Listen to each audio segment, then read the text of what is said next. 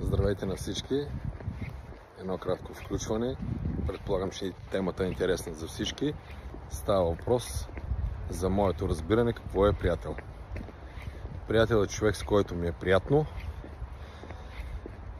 Приятел е човек, който може или иска да ми помогне. Но също така и аз трябва да се грижа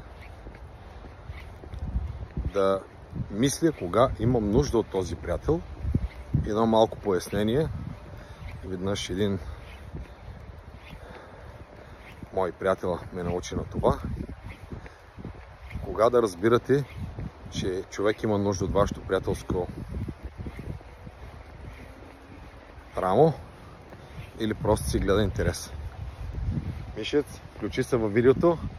Правя специално видео за приятелството.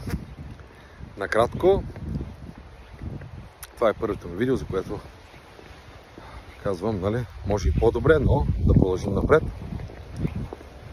Приятел е онзи човек, който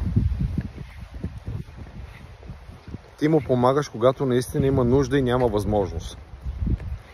Примерно ти имаш кола, той няма кола, средствата са му оскъдни, има нужда да си принесе багажа, това ще го улесни и ще направи живота му по-добър, по-лесен, по-лек и ти, разбира се, отиваш и за своя сметка приятелстваш и му помагаш.